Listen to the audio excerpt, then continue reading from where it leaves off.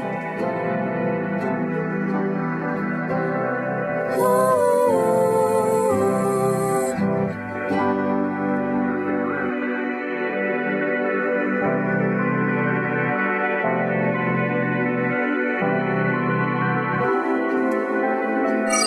Thank you, happy.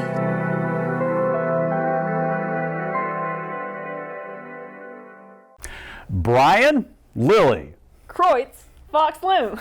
Greetings, Star Trek fans. As a fellow Star Trek fan joined by another Star Trek fan, there are so many Star Trek fans like us who abound in and around Los Angeles. But this is a global phenomenon beyond any fandom of any franchise. The Star Trek universe started here in Los Angeles, a few miles up the road in Hollywood, on the Desilu and Paramount sound stages almost 60 years ago. What? 60, wow.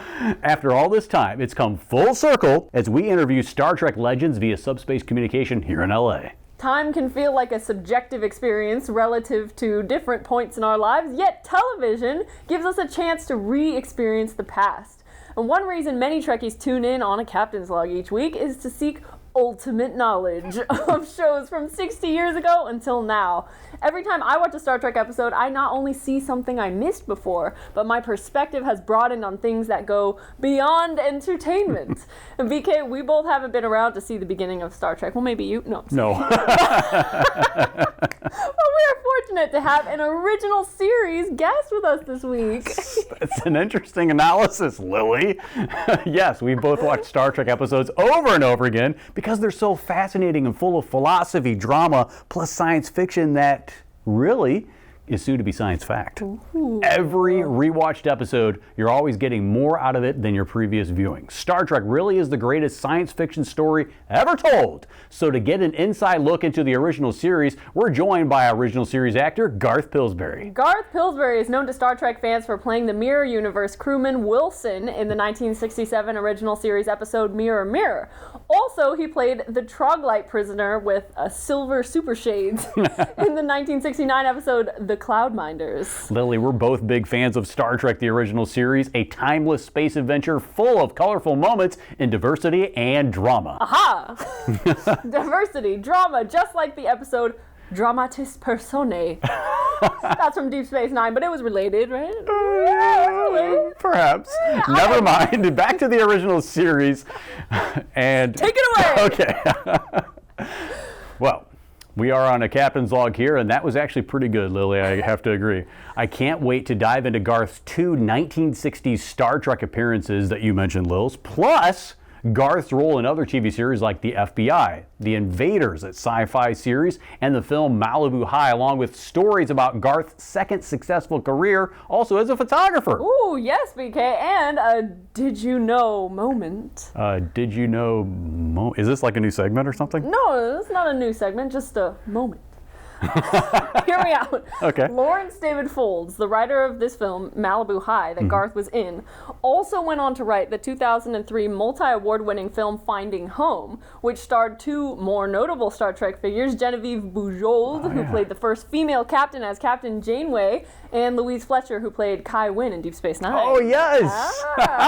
Fascinating tie-in there. Always tying in Star Trek, Lili Lils. You're full of thrills. Now, you love your Deep Space Nine today, actually. Well, you know I do. And thrills are a thing of commonplace for this carbon-based life form.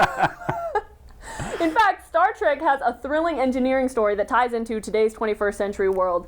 Do you want to share it, BK? Sure. Yeah, absolutely. It sounds like a good introduction. Thank you. Yes. I have to hail Joanna from her shuttlecraft endeavors to help with this one, though, Lil. Okay. So, computer, open up Priority 1 subspace channel to the USS Europa Valley. Are you mocking me? Well, Wait a minute. No offense to you, but okay. Is the computer up in the ceiling? Why are you always looking up when you're talking to the computer? You're mocking me and Jonathan Frakes, it sounds like. Oh, okay. Frakes always did this. Well, don't freak out about it. Okay. Lili and Bryan, it's a quickie tractor beam me this week. MIT researchers have engineered a device that delivers a tiny high-pressure jet of medicine through the skin without the use of hypodermic needles. Did that So the Shat might have an original series spat with Dr. McCoy's bedside manner on this one. I read our writer Carl's first draft script, but you co-wrote this episode as well, BK. The pressure's on, baby!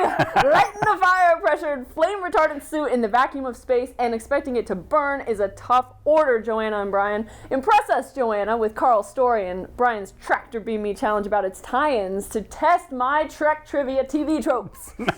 There's a lot of pressure to excite us, all about science fiction and reality becoming synonymous with each other. Please continue, Joanna. So, healthcare workers accidentally prick themselves with needles 385,000 times per year. Star Trek science fiction can help solve this problem. Thank you, Mr. Data, for that data. How the Hellions helpers of Hades would you have such specific numbers like that? Angels and ministers of grace defend us. Continue, Lieutenant. Hamlet, Act 1, Scene 4. I know this one. Please, Joanna, Tractor Beam Me and Lili. The Journal of Medical Engineering and Physics noted that scientists have invented various alternatives to hypodermic needles, including jet injectors. The design is built around a mechanism called a Lorentz force actuator. It uses a small, powerful magnet surrounded by a coil of wire attached to a piston inside a drug ampoule. When activated, it delivers a high-velocity jet of medicine that breaches the skin at the speed of sound. Now that's fast. Not quite warp speed, but it will do. The first hypospray on TV appeared in the original Star Trek. Set in the 23rd century, it was commonly used by Dr. McCoy and Nurse Chapel in emergencies by injecting patients with a powerful stimulant called cortisone. A more potent form called tricortisone was later used for resuscitation in the 24th century by Dr. Beverly Crusher to revive Worf after he suffered a heart attack. This newer version of the hypospray was more compact and had an angled head. A typical injection site was the side of the neck, facing the carotid artery. Fascinating! Tying this to Star Trek and now setting up Lili for success is in order, Joe Ferb! Okay, BK, you both love nicknames. I have more clues after your setup. BK and Lili Lils. So, in Star Trek Strange New Worlds, Dr. M'Benga and Nurse Chapel, played by the stunning actress Jez Bush, are veterans of the Klingon Wars. They find themselves confronted by angry Klingons on a dangerous mission, so they pull out a hypospray filled with a green liquid, and they dose themselves after injecting the serum labeled Protocol 12.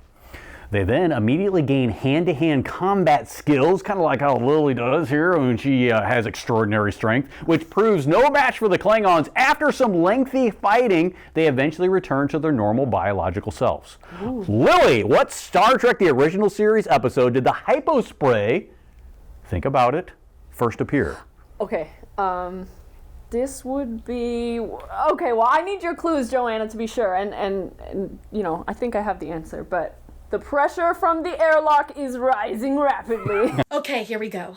The transition from science fiction to the reality of science can be a rocky road. Although Star Trek doctors have the luxury of hyposprays made from the imagination of the writer's mind, real-life doctors worry about patients getting infected from other patients, injectors, or both. We just have to give our scientists more time to get caught up to the 23rd century. Nonetheless, in our Star Trek universe, doctors will be still utilizing cortisone and tricortisone for emergency resuscitation, while trying to avoid the kind of accidental overdose Dr. McCoy suffered in the City on the Edge of Forever episode. Okay, so remember, it's the hypospray from Star Trek the original series. That's your main clue that I'm giving you, not Joanna. What do you think? What do you think, Lili? Okay, well, the clue... that you just gave slightly helps because Harlan Ellison's The City on the Edge of Forever episode was season 1 original Star Trek, but it's literally the second to last episode of the season. Oh, yeah. So if we're talking production order, I'm going to say the first hypospray was used on Where No Man Has Gone Before, and it was Gary Mitchell who got hyposprayed. Right again, Lili! You're unstoppable, this Trek genius! Lili and I will interview Garth Pillsbury after the break. A captain's log returns in a moment. We're happy to be in your smart TVs, tablets, phone, tube TVs that are left from the 90s, and any visual device watching us from around planet Earth. This is a Captain's Log. I'm Lili Fox-Lim, this is Bryan Kreutz, and we're going to explore the outer reaches of entertainment's #1 sci-fi series in our new studio here in Los Angeles, which is also Garth's backyard. Welcoming us to his side of paradise is Garth Pillsbury. Welcome to our show, Garth. Well, thank you for asking me. You know, it was a long trip all the way from Hollywood to downtown LA. It had to have been at least 5, maybe even 6 miles. What was it that whet your appetite for the performing arts in New York where you were born, or was it out here in California? And was there an individual, or say your parents, like your mother who's an artist and sculptor, that inspired you? Well, certainly she did. She didn't discourage me at all. She was a sculptress. And the first time I did any acting at all was in Portland, Oregon, in a civic theater there. I remember playing, I believe it was Arnie in I Remember Mama. Anyways, my family moved around a lot. We lived in San Francisco. I visited my aunt in Portland in the summertime. We moved to Mexico, we moved to Texas, we moved back to New York. But while I was in Texas, for some strange reason, I think I was about 14, 13, somewhere in that area, I suddenly wanted to be an actor. And also, we were living in Brownsville at the time, which is right at the border of Mexico. And my mother, as I say, was a sculptress. My stepfather was a painter. Now, this was, in terms of the arts, a cultural wasteland. And they needed to be where the art was, more accepted and where the art world was. So even though I was born in New York City, we moved back to New York City, and I went to the High School of Performing Arts, had to audition to get in. According to my mother's biography, the person who auditioned me told her that I did a terrible job, but she thought that there was a spark there, so I was accepted into the High School of Performing Arts, and that's where the career really began. Garth, you moved around so much in your early life. It was a trek in and of itself. Tell us about your first taste of acting and photography in Brownsville, Texas, and how that led to going to the High School of Performing Arts when you moved back to New York City. In Brownsville, Texas, we lived actually outside of Brownsville. It was on the beach. We're very isolated. My stepfather, who, as I say, was an artist, had a very limited income. We bought literally what I believe was a shack, probably for $1,000, $2,000 at the time. Had to dig a well to get water. There was no bathroom at the beginning, and on and on. Anyway, my feeling is that for whatever reason, while I was living in Texas, it suddenly occurred to me I wanted to be an actor. I have no idea how this occurred. And because I believe that my mother and stepfather, as I say, were both artists, wanted to be back in the art world, and also knowing, I must have mentioned it to them, that I wanted to be an actor, because when we got to New York, she had set up an audition with the High School of Performing Arts, which dealt with acting, music, photography, by the way, and dance. And of course, I entered the acting world of the school. And my mother tells me, or wrote in her biography, that the principal who actually auditioned me told my mother that Garth was really very bad at what he was doing. But she saw a spark there somehow or other and decided to accept me. Well, thank God. You proved the principal wrong. I learned a lot. I remember areas at the time of a particular acting teacher. I was doing so poorly, so badly as an actor. To bring me back into reality, during the scene, he walked over and slapped me. Oh, wow. He slapped me. Really? So, whoa. Also, we all, in the performing arts, we had to take classes in makeup, in playwriting, in diction, and dance. And the dance part was really against my grain. And we'd have to do little steps across the floor while the teacher who was teaching the dance watched. And of course, she would stop to make comments. And while she wasn't looking, I would run across the floor to the other side. So she never saw me do this. She knew, I know she knew what was going on. She would laugh. so she knew what was happening. You know, I understand when you moved to Hollywood, you did plays while waiting for an agent to see you, and one of the plays was directed by the great Bruce Dern. Can you tell us about this and your early experiences in Hollywood leading up to getting an agent? Hollywood attracts people who want to be in show business and acting from all over the world. So there are literally thousands and thousands and thousands of people. When I first got here, first of all, I tried to find an agent. And then, as today, too, they said, we're not taking on anybody, send us a picture, you never hear from them, etc., etc., etc. I did a play, for the very first play I did, I took over a part, a small part in the play called The Golden Boy, but it was with his then wife. She played opposite me, and Bruce did say to me, he said, Garth, you are a very good actor. Do you have an agent? I said, I can't get an agent. I can't get an agent. They won't come down. He said, use my name. Here's some agents I think will come down and use my name. So that is what I did. I called the agents and I said, Bruce Dern suggested I call you. He thinks you should see me. And at least one or two of them did come down. And from that is what led to the Star Trek.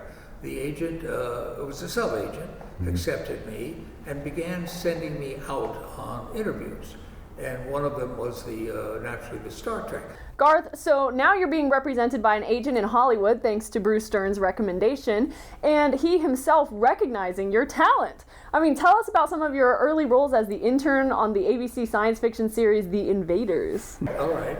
Well, the very first show I did was a 12 o'clock high, and even though my name appears in the credits, when it originally came out, I never saw it, but I was able to obtain a copy through the internet and watched it, and I found that I wasn't in it, although my name showed up that I was in it. That I thought, well, okay, all right. Plus, the F.B.I. TV series with your 3 appearances starting in 1966 and 67. The next ones I did were the F.B.I.s, and I did 2 of them. It was over a period of a year or 2. In other words, I didn't do 2 in a row. One year and probably one the next year. The very first one, I played a co-pilot, I suppose, or an investigator in a helicopter, and that certainly, I remember that because I'd never been in a helicopter before, and we were up in, I guess, the Angeles forest in amongst the trees, and of course with a helicopter, the rotor was going round and round, there were trees on either side, and I kept thinking, I hope this rotor doesn't hit the trees, but luckily we didn't have that problem. Yeah. The second one I did, I think the part that I played was the part of a gangster in a sense, but in a suit and a tie, not carrying a gun. I don't remember much about it.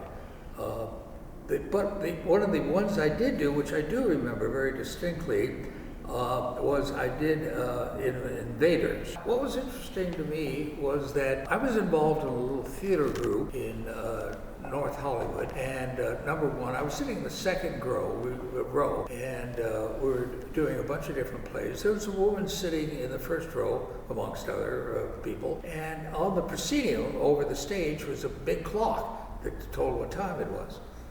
And I'm watching the stage, and this beautiful woman turns around and says to me, do you know what time it is? What? So that was the beginning of a romance.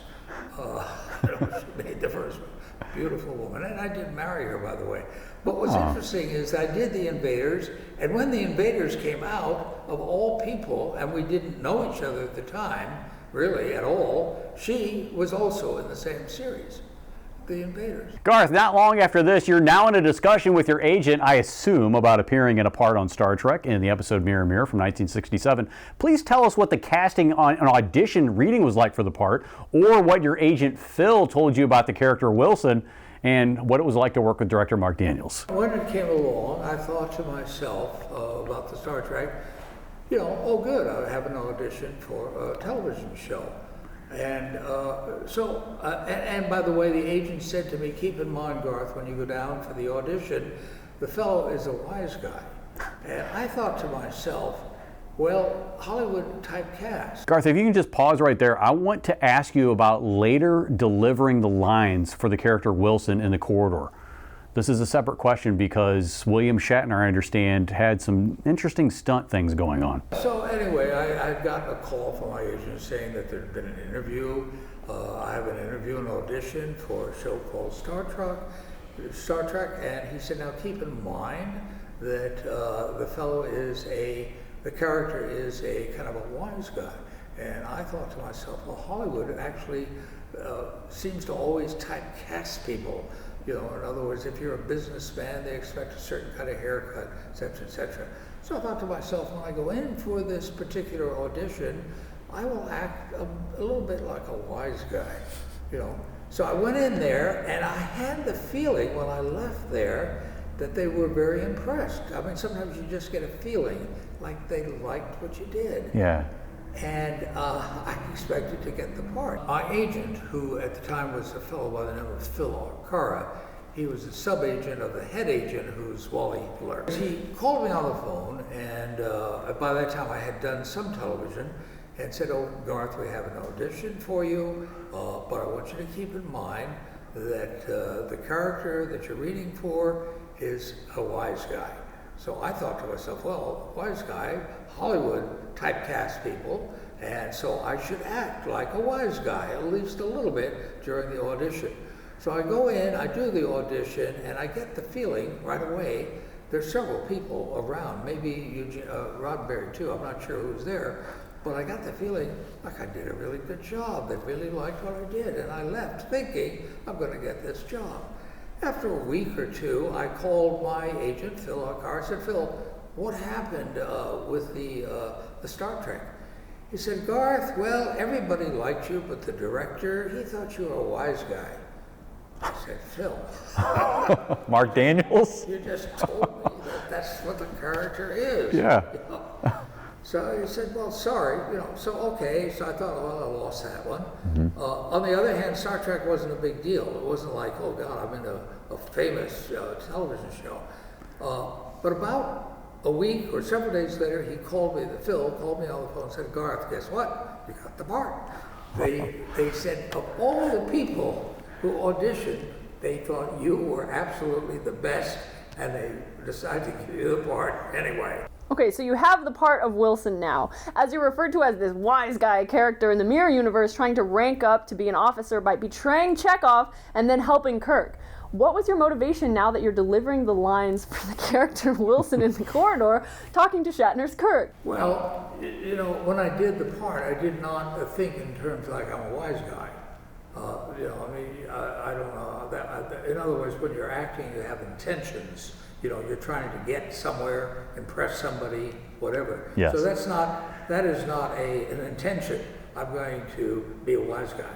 You know, I mean, the idea might be like I want to surprise the man or make an impression on him or something like that, but certainly not. I'm going to show him that I'm a wise guy. No, yeah. That isn't right. So that did not occur to me at the time.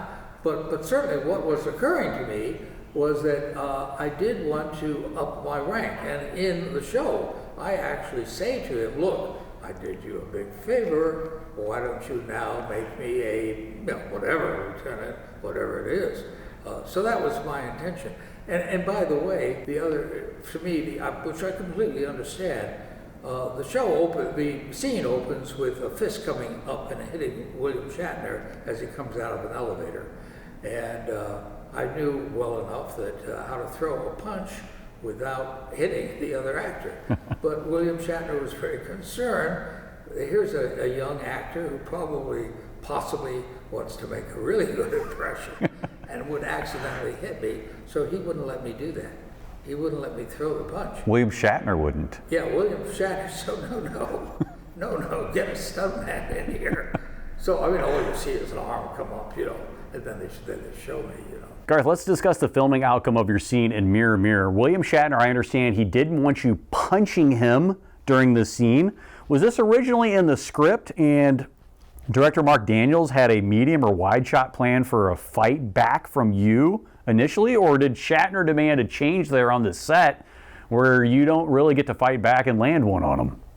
unless you have really large scenes with a particular star. What I was doing was actually, a rather short scene.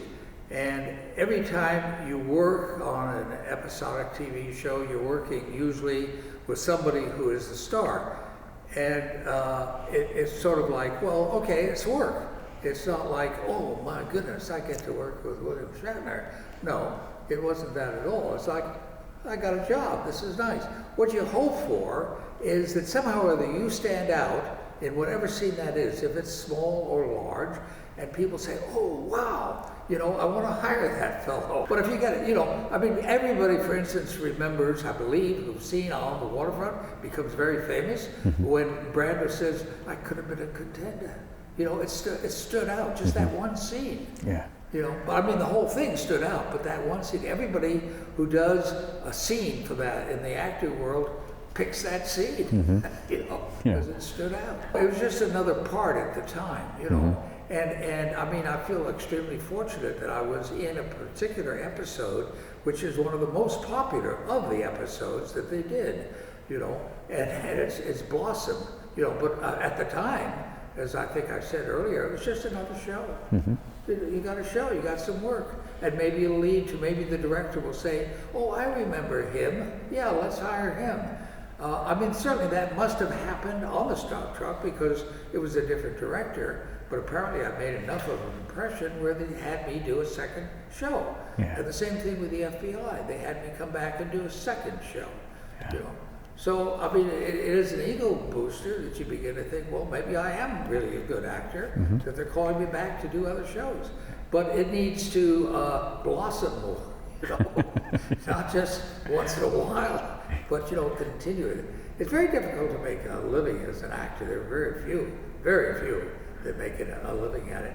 And there are some actors who've become big stars and they are plagued by the paparazzi. Get out of here, no pictures, no pictures.